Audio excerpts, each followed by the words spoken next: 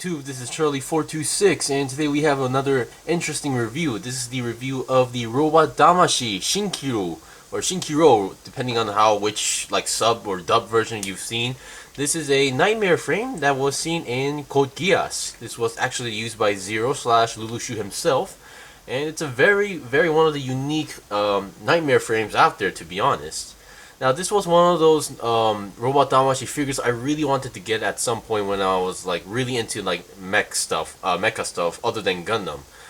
This nightmare frame or this mech was basically one of those things that I really wanted to get the first time I actually seen it. So basically, I just wanted a product of it in some sort. It could have been a figure, it could have been a model kit, and then after all these years, after I seen some model kits of Code Geass, I was really hoping that I would see this in a model kit version, but turns out it never happened. So I decided to get the Robot Damashii figure. Currently, as you can see, it's on a stand because I'm trying to do a new style of reviewing. Hopefully, this one works out. If it doesn't, I'll be going back to my usual style of reviews. Alright, so let's get on to the review. So I should mention this one, the figure you see in front of me is not a brand new figure. I got this as a second-hand product, meaning that I bought it from someone else. Oh, sorry about that. It was not the best condition. It was a little bit dusty, and I had to wait a pretty long time because I first got the product and then realized it was missing some components. I contacted the person, and he literally forgot to put those back in the box, which is why I had to wait a little bit more. Alright, so for now, the way how I'm going to do this new review style is that I'm going to show you guys the simple articulation first, and then the components in a different style. So when I mean by components, the stuff that it has to come with. And then, yeah, and while showing the components, I'll be showing you guys other functions or features that I can find as well. Alright, so let's get on to the review. So first of all, as mentioned, this is a nightmare frame from Code Geass, and yes, I am aware that there is a composition Verka version, I think. That's what they call it, which is I'm not sure about size, but it's definitely a more fancier looking design. It has more decals, it has more color and stuff, more effect parts. But yeah, the price is a whole different level. All right, so let's start with articulation. Okay, now let's start with the articulation. Although at first you can see the Shinkiro is able to stand on its own. A lot of people have this misconception of where the mechs or the nightmare frames from Code Geass, the figures or anything, would have trouble standing on its own because it's because of the cockpit area, or the piloting area is on the back there, and then it's going to make it back heavy. But as you can see, it's standing on its own, so it doesn't really have much balance issues than you think. So keep that in mind, so you can be, you can be relieved. Although if you are having trouble because of maybe loose joints or anything, you can always bring out the land spinners, and these things do actually help a lot when it comes to balancing the figure. I remember when I reviewed the Gawain figure, the land spinners were actually a really big help when you're doing certain poses. So yeah, the land spinners do help a lot. Alright, so let's see articulation. As usual, like how I usually do my figures, let's just start with the head. I really love the head design here. So you can see it has two eyes on each side, so there's 4 eyes in total, and I really love how that looks. The gold and the silver and the purple looks very nice. Now the eyes are just pretty much painted on. The forehead on the other hand is actually a clear purple piece as far as I can tell, and it has been done very well. And the head articulation is pretty interesting. Well, I wouldn't say interesting, but pretty basic. I can go down that much, up not so much, and then 360 twist I wouldn't do. Maybe about less than 90-degree twist to the side would be all, because there's also another features that you can do. This, yeah, I can go inside, but this is mostly meant for the transformation, so keep that in mind. And then yeah, you can see, I'm not sure if you guys just saw that, but you can see this part actually flaps around. The main reason for that is because you can actually open this section up, and it reveals one of the most longest names for a weapon, the diffusion structure phase transition cannon. Now you might think that's the name of this prism thing, but that's not the case. Okay, so I'm going to take this off, and hopefully I don't drop it on the ground, Okay, I took it out. So this is the cannon with the long name. This is just a prism. Basically in the series you would see him fire this, and then the laser would come out from the cannon, and then it would shoot the prism, and then it would pretty much blast the prism in multiple pieces, and then makes multiple reflections of the cannon / laser hitting multiple targets in the area. That's one way, but you can still use the weapon without that prism anyway, so yeah. Just keep that in mind. And the prism is very small but very well colored. I heard the composition version does not, that part does not actually come out from here. So, yeah. Okay. And then for the main body, there's not much articulation because keep in mind this is a transformation. There's a transformation for this called the Fortress mode, which is basically in terms of in Gundam terms, it's like a Wave Rider mode. So there is a little bit of ab crunch, although I'm not really sure if this is considered an ab crunch. And then twist, not so much. The shoulders also, they do have a slight forward and backward movement, but barely. But the arms itself are pretty kind of okay for flexible for despite how they are. But of course the shoulders do move up like that, so you can move the arms to the side 90 degrees. Although, yeah, it's not really like that's supposed to happen. But the arms can go 360 if you want to do so. And the arms itself here can twist 360. And now here you can see there's a joint here. So with the joints lined up properly, you can do a 90-degree bend here. But you can still bend it without being. You can see I twisted the lower arm. And it's no longer lined up. But still, you can move that slightly up depending on where it is. So, but yeah, I guess this does help out doing some certain poses. And I would like to mention this figure is pretty old at this point, so keep that in mind. And inside the arms, there's also a built-in weapon. Yes, the Shinkiro has more. It does not actually wield a weapon. It's more of a built-in weapon style nightmare frame. And you can see that there's a red dot there. That is the hot run cannon. So you can see this is how it's folded up. It's supposed to be inside the arm like that, and you can pull it up. So you can pull out the other arm if you want to, but they aren't that easily taken out. And either way, the hands are very colored in nice gold colors, and they are the ball jointed style in Robot Damashii style, meaning that instead of the ball joints being on the hand like typical Gunpla kits, the ball joint is on the arm, so keep that in mind. And then let's look at the legs. Now the legs, they're pretty basic. You can see they're connected as ball joints right over there. These joints aren't loose at all, so that's very good. Now it looks like at first glimpse you might think it has a side swivel, but that's not the case. It's just the illusion there. So, but since it is on the ball joint, you still have a little bit of movement like that, and then you can move the leg more than 90 degrees, doing a front kick if you want to do so. Although I can't imagine the Shinkiro doing such movement.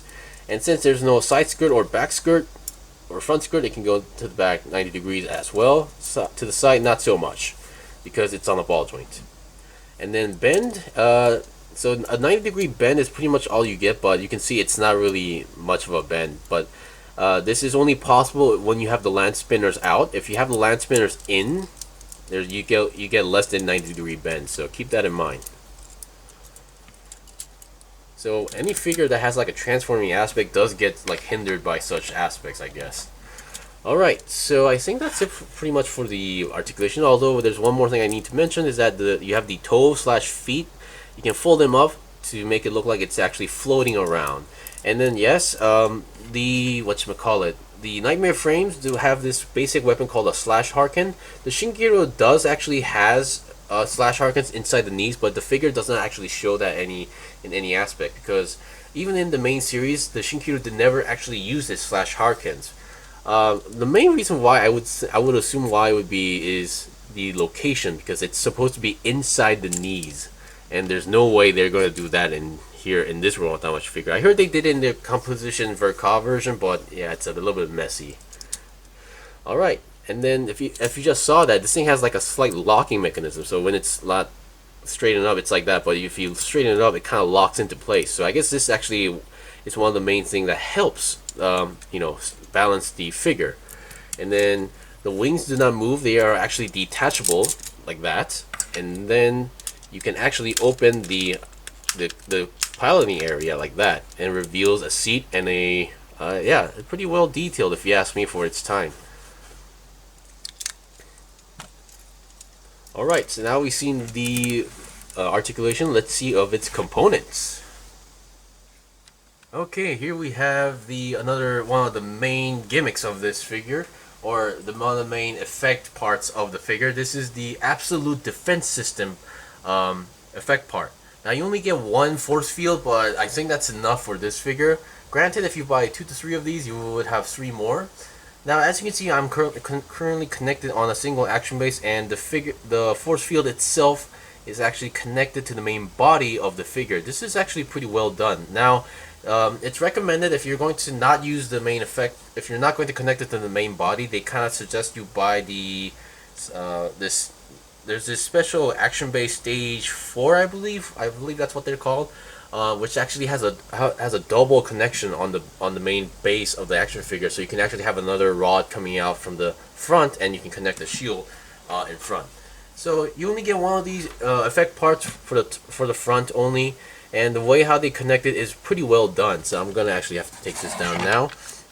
So if you're curious how they connect it, as you can see, while looking at front, you can see there's two giant dots right over front. But the way how this works is that you can see they're connected to the main body of the figure.